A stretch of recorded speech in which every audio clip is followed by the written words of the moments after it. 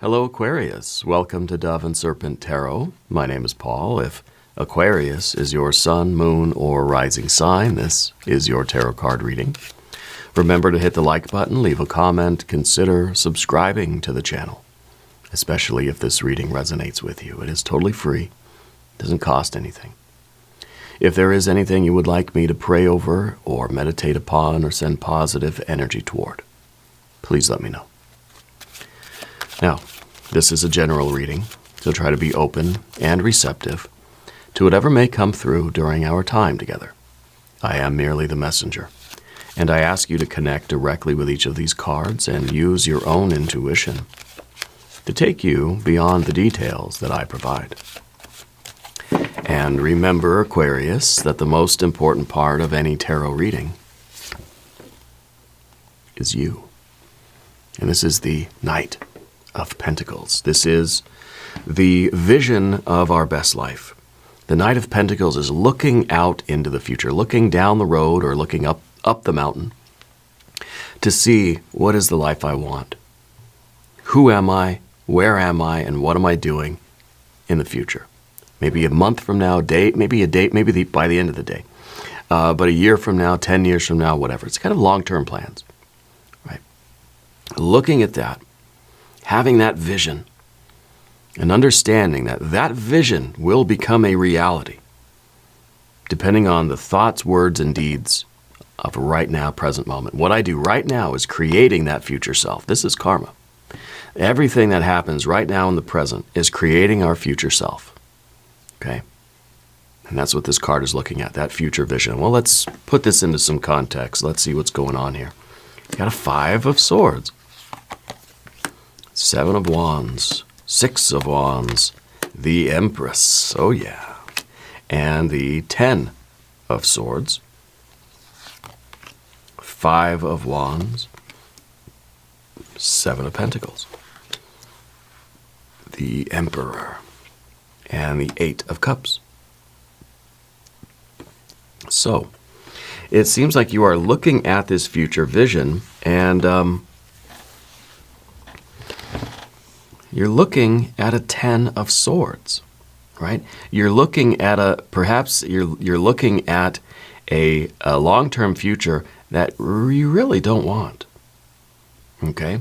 Could be. So let's look at it that way for a second. You're looking at this 10 of Swords, and this is kind of saying, look, the path that I'm on now, the choices that I'm making right now are creating a future that I really don't want.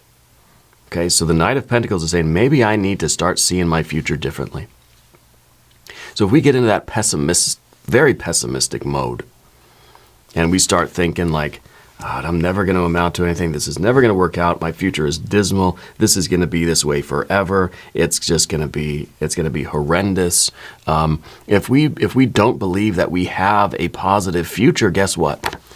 This is going to become a reality, because that's what we are going to manifest through our thoughts, words, and deeds right here in the present moment. So the 5 of Swords maybe is saying we've got to change the way we're thinking right now. Maybe we have to see a different future here, right? This is just all bones. There's no sustenance here.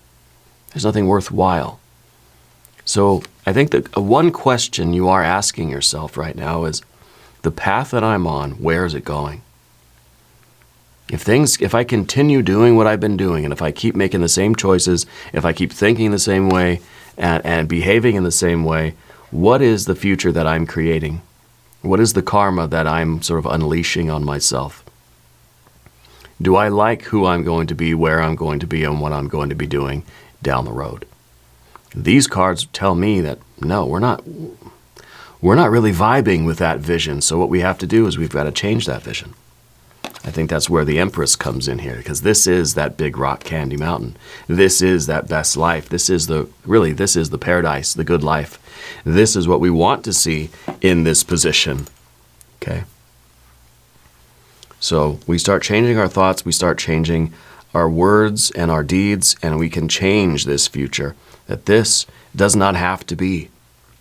Let's select our mystery card, bonus card, confirmation card.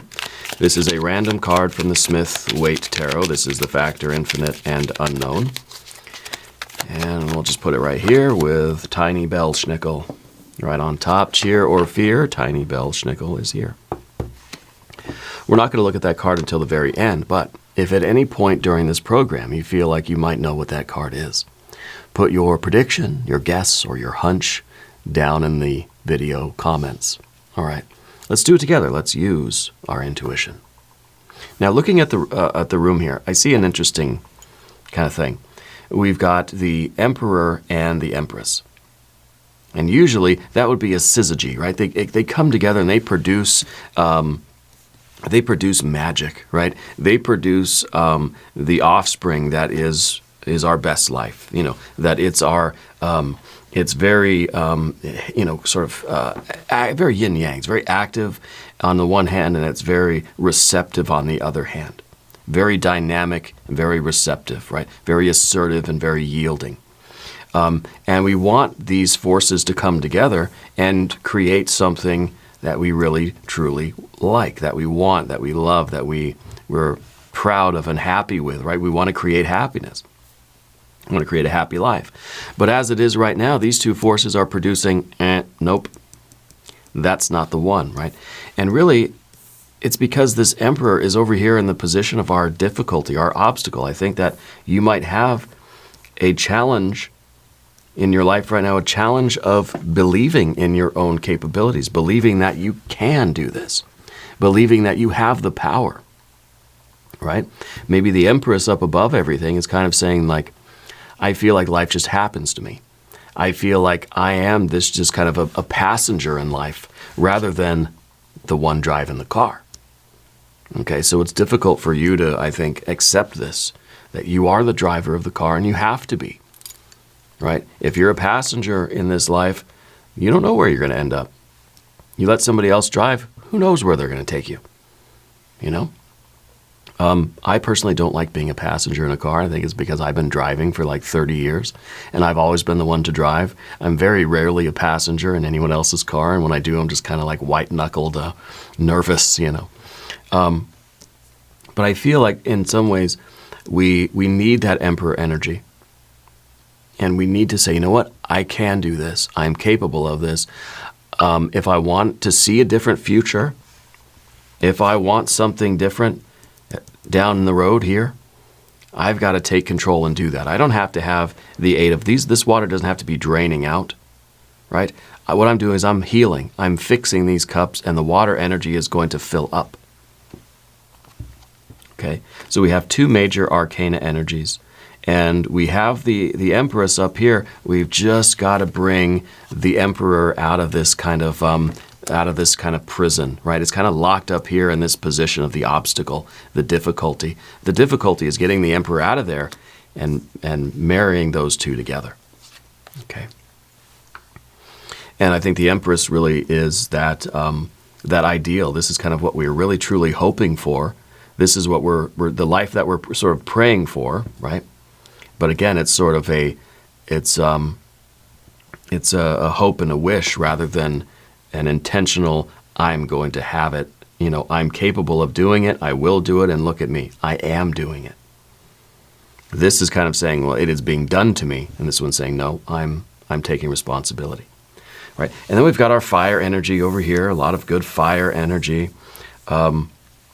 We have obviously we have a 5, a 6, and a 7. So we understand that it is through assertive energy, it is through fighting that we succeed, and then we keep fighting again. It's something worth fighting for. And that's the first question you have to ask, that if you want to see a better future for yourself, are you, Aquarius, are you personally worth fighting for? Is your future self, who you are, where you are, what you're doing, is it something worth the effort?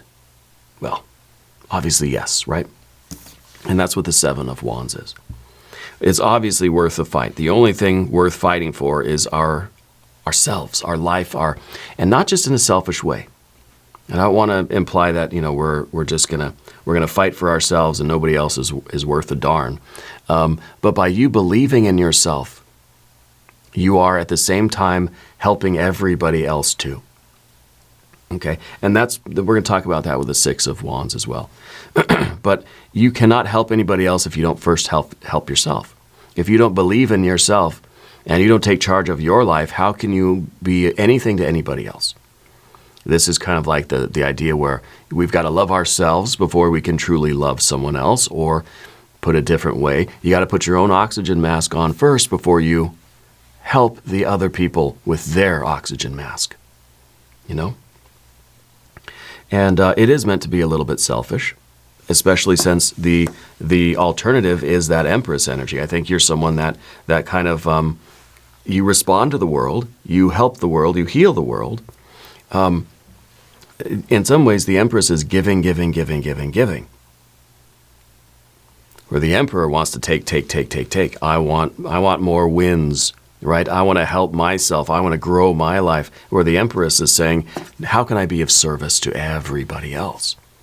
You may find in your life that you've been very much a sort of caregiver to a lot of different people, even to maybe great personal sacrifice.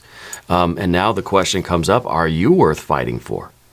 Are you worth kind of, you know, the effort of being of service to yourself, capital S? We're not talking ego stuff here, right? Well, I'm not just in it for myself, you know. In it for capital S, true self, right? Spiritual self.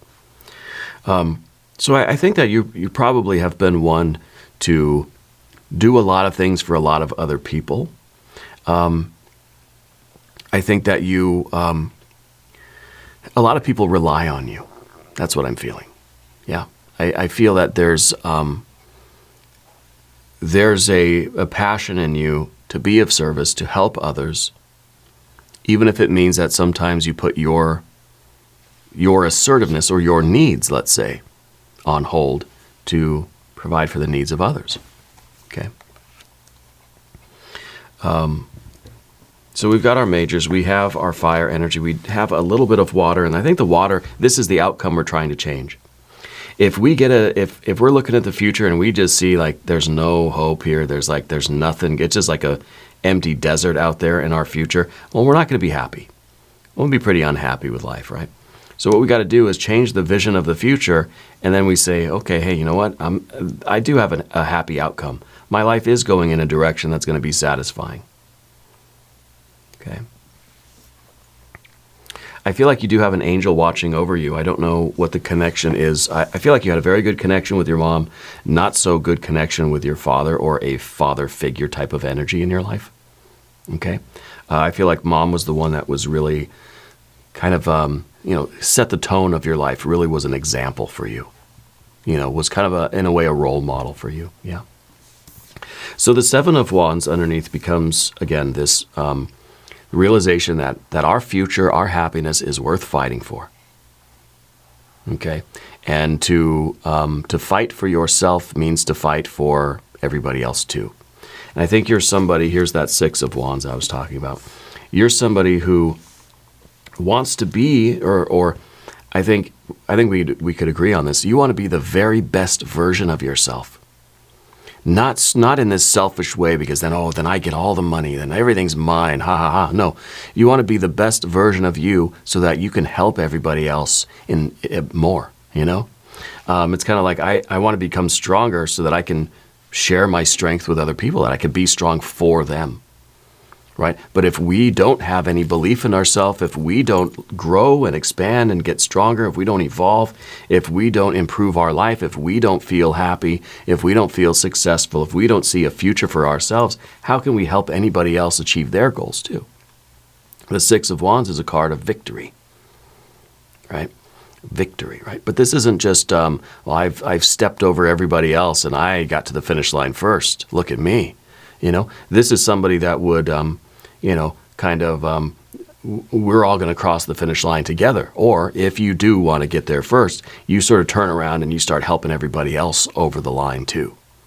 Especially if you see somebody who's fallen down, well, you'll run back and you'll put them over your shoulder and you'll carry them across the finish line. Well, you can't do that if you're too weak to get there yourself anyway.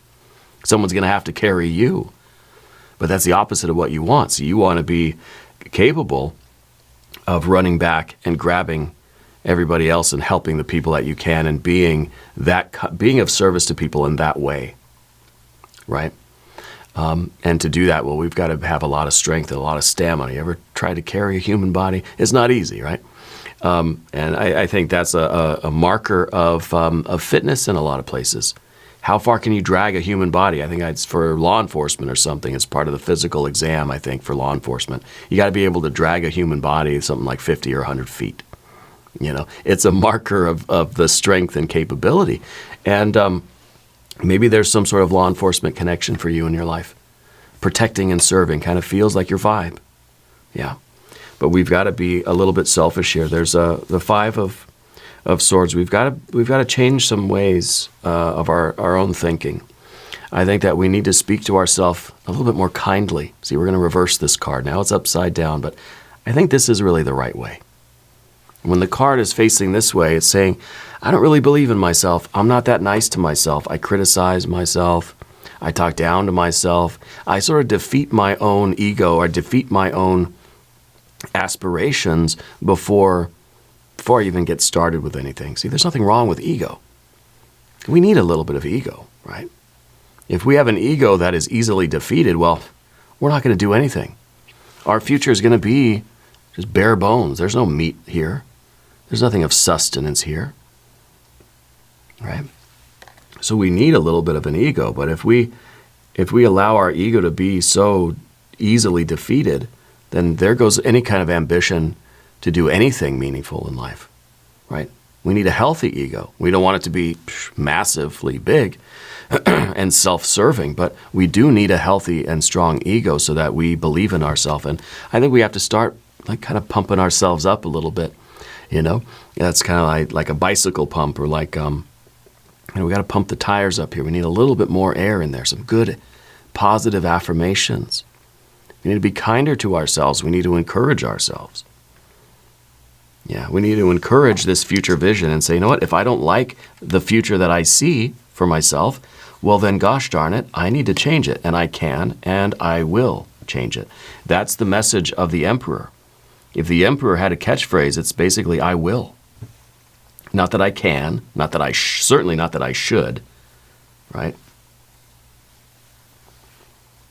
Right, but that I will, or I am even. Maybe that'd be even better for the emperor saying, I am. Yeah.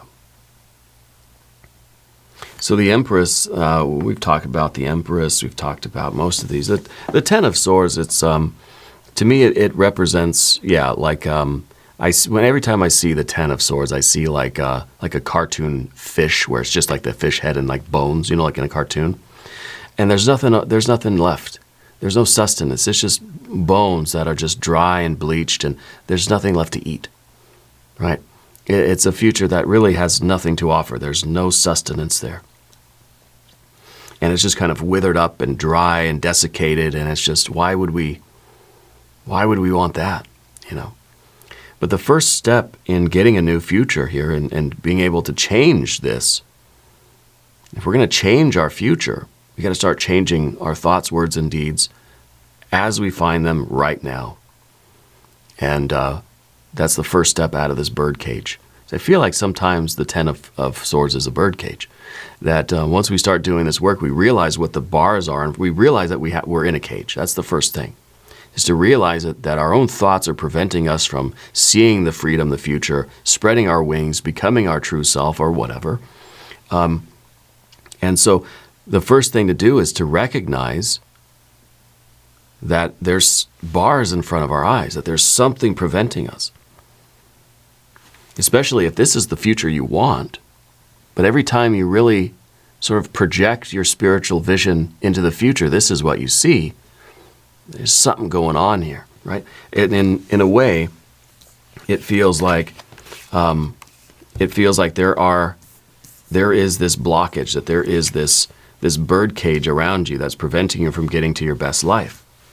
But we realize it's a bird cage, not of steel and whatever, metal, but a cage of our own thinking. Okay. That we end up getting in our own way, in a sense. And we need to believe that we can do it. and we need to start doing it. We need our emperor energy out here. Big time. Yeah.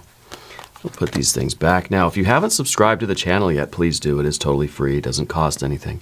Leave a comment. Let me know where in the world you're watching from. Yeah. Now we're starting to unleash this emperor. We've got this 5 of Wands. This is a fight. This is saying I'm ready to fight. That maybe I've seen it. I've had the thought. I've worked myself up into a little bit of a frenzy here, and I'm ready to fight. I believe that I'm worth it. I believe that my future is worth it. You have good intentions, right? You're not just trying to step all over everybody to get to the top of the mountain. No, you're saying, I'm going to do it. I'm going to do it for me. I'm going to do it for everybody. I'm going to do it for my family, my friends. I'm going to do it for everybody that's coming after me, and we're going to do it for the world. By achieving our goals, we're going to be in a better position to be of service, to help others, which I think it's an important part of you, right? You've got to be willing to fight for it. Now, this is that movement of that energy. We're mobilizing our fiery energy here. This is a Saturn and Leo energy. Okay, this is a concentration of effort. See, back here, it's kind of like, I want everybody to win. I have these aspirations for victory, right? This is how victory is won. This is a little bit amorphous. This is a little bit diffuse. This is a little bit of the sort of wide aperture. This is now a narrow focus. This is a Saturnian sort of constriction on our fiery energy, so it concentrates it into a laser beam. And really it's saying that we've got to find something to apply ourselves to and do that and only that. We've got to be able to harness our will, and this is how you achieve the victory, the win. This is how you create this future that you're after, is kind of, it's by not just about fighting, not just about feeling capable or feeling that I'm worth fighting for, but knowing where to apply that energy. Okay, and that's exactly what we see with the 7 of Pentacles. We see the obstacle. That is a 7 of Pentacles. It is a card called failure. Well, then we have to apply our heat and our light, our creative force and our fire to that which needs it the most in our lives right now. So we have to identify, what is this? Where are you finding a blockage? Where are you in need of, more effort, more energy? What is it that you're trying to do that has not been working out? And rather than getting discouraged and thinking, I'm never going to do it, my future is very bleak, right? No, we have to just get fired up. We have to say, you know what? I like those failures. These are the small f failures, right? We don't want to convince ourselves that these are those big F failures, right? We can get an F on the test, doesn't mean we're going to fail the class. Yeah. We could fail the class, doesn't mean we're going to fail our entire college career. Okay? So we have to be able to look at these obstacles or these defeats, not in a way where now I feel defeated and then, I'm just never going to do anything again, because that's the failure makes us feel defeated. The 5 of Swords is a card called defeat. Yep, you guessed it. So if we experience failures in what we do, we try to do something, it doesn't work. I feel defeated. Well, now I just see that there's no future. Oh, it's done. Oh, boo-hoo, I can't do it. I'm at the end of the road. My future is not what I thought it was. I'm never going to do it, right? You think about every successful person in life, if that's what they did, if they went out in the world, they tried to do something and they failed at it, and then they just said, well, I guess I'm a loser. I guess this is my future now. Nothing would have ever, the human race would have died out hundreds of thousands of years ago, right? Because the whole process of succeeding and to find this victory, to find the life, to find the progress, to get up that mountain, is to confront this over and over and over again.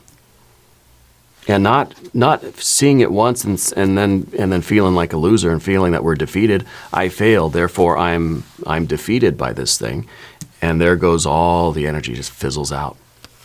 No, we run into this, and we think, okay, there's something I got to figure out. I can do it. I've just got to figure out how. We don't say I can't. We don't say I'm a loser. We don't say I've been defeated. No, we say, you know what? I can and I will figure this out. I just got to keep applying my energy, and I've got to keep thinking of new ways to approach it. We're not just going to run up against the same wall and bang our head against it and then think, I wonder why it's not working. We need to strategize. We need to have a different plan. We need to think differently about it. We need to adapt and grow in response to these failures. It's like being at the gym. You're going to lift weights until you just can't lift them anymore. Then you don't go home and say, wow, those weights really defeated me. Now I'm a loser and I'm never going to get strong. No, you get strong by going back the next day and lifting weights until you can't lift them anymore, and then going home and resting. And when you're resting, instead of saying, oh, boo-hoo, I lost, I can't do it, I couldn't lift the weights all day, every day, we say, okay, that was my limit today. Tomorrow I'm going to go and I'm going to do the same thing, and I'm going to do one little extra one. I'm going to push a little bit harder. Or if I go back to the gym tomorrow and I can still only do 100 repetitions, well, that's okay. I'm certainly not going to do less, and I'm certainly not going to think I've lost and stay home, because eventually we're going to do 101, and then maybe 105, 110. Maybe we're going to turn the weight up, and then we're saying, well, okay, now that's too easy. Now I got to increase the weight. Now I got to find a little bit something more challenging, right? So I can fail again. We're going to get right up against the edge of that failure, right? We're going to push ourselves to the furthest limit of our capabilities until we fail. Right at that point where we fail, that's the point I got to go back to again tomorrow, right? So we have to look at our life in that kind of a way. Otherwise, first obstacle we get, the first time we encounter failure, we think, I'm a loser, I'm not going to do anything, my future is going to be junk, and that's it. Okay? And that really is the fire. This is the fire to keep going. And we have to laser focus, identify what is that wall that you're up against? What is that moment what is that thing out there that you encountered that, you failed at, or that you didn't yet succeed at? Because that's where you've got to go back today and tomorrow until that becomes a little bit easier, and then you decide either you want to keep going in that direction, or I need something more challenging, right? Think of a kid in school, right? They always say when a kid starts acting up in school, it's because they're just not being challenged enough. Maybe they find the material too easy, and so they're just goofing off and they're trying to entertain themselves, right? Give them something more difficult, more challenging to work on, and they're going to be fine, We learn a lot of lessons from children, I've come to discover. But what we're doing is unleashing our emperor, this ability to say, I can, I will, and look at me, I am doing it. Okay?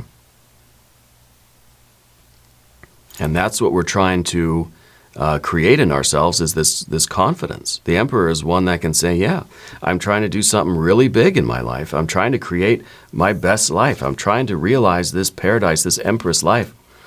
I'm trying to get to I'm trying to construct Big Rock Candy Mountain. And it's a challenging project. And if it wasn't, it would not be worthwhile. Okay, so if we run up against a challenge and we think, I was defeated by it, I'm a loser, my future is going to be nothing, I'm going to be miserable. And that's it. And that's what we're going to get. If we go up against a challenge and we fail and we come home and we say, okay, well, you know what, tomorrow I got to go back and I got to go right back to where I was, and I got to keep trying because I know what, I'm worth it. And we take that energy, we focus on that, and we start believing that we're capable of doing this, and we start to see some progress happening. Guess what? We're filling these cups back up with water, and the 8 becomes a 9 of cups. It becomes happiness. Right now, this is helplessness. This is hopelessness. This is despair. This is that feeling where we feel like our life has turned to bovine excrement, and there's no getting out of it. There's no way to turn that around. Okay, but there always is. It's effort. It's knowing where to apply that effort. Okay, it's about believing that you're worth the effort. It's about believing that your best life is worth the effort. It's about believing that there is a different future out there for you. I either want the mystery card to be the 10 of Pentacles, or I want it to be the 9 of Cups. All right. Now, if you have a prediction, please put it in the comments down below. Let's see what we have. It's the Page of Cups. Okay, well, that's good, because this is at least some more water energy. It's kind of us realizing that, hey, this kind of feels good. You know, I kind of like it when I go to the gym and I reach that point where I just can't go any further, and I realize that that's my fail point. That's my limit today, and I like knowing that, and I like waking up the next morning and saying I'm going to go right back to that point and see if I can scooch the line back just a little bit, just a little bit. It kind of feels good. Right? And so now we're realizing that we're getting sort of a reinforcement of this, that it's starting to feel better and better. It's kind of like we're starting to repair these cups and fill them back up with water. The Page of Cups also is a little bit of the fish in the percolator. Things are not always what they seem. There are going to be unexpected things in your life that are there as confirmations. And sometimes it's the synchronicity. And the more we are working on our lives, the more novelty, the more synchronicity we experience, the more fish we see in the percolator. And like, what's the point? Why? Why is it there, you know? Why is that relevant to my journey? Okay? And so it creates a little bit more mysterious. We're able to find the magic in the moment. We're able to find the extra in the ordinary, you know? And so we experience more novelty, more synchronicity, more confirmations from the world around us. And this keeps us on our path. It keeps us motivated. Okay? The more we work on our life, the more we will sort of have these mystical, magical experiences, these synchronicities, yeah, that will help us to repair these cups and fill them back up with water. But I like that this is at least some of that water energy. And this shows the beginning of that process for you. So I like that very, very much for you. Now we're going to do an extended reading. We'll do a hexagram from the Jing. We'll do some oracle cards. It'll be a great time. There's a link in the corner. There's a link down below. New readings for Aquarius Thursday and Sunday. Be sure to watch both readings. If you haven't subscribed yet, please do. It is totally free. Leave a comment and let me know where in the world you're watching from. I want you to know that you're the most important part of Dove and Serpent Tarot. I thank you and I love you. And we're all in this together.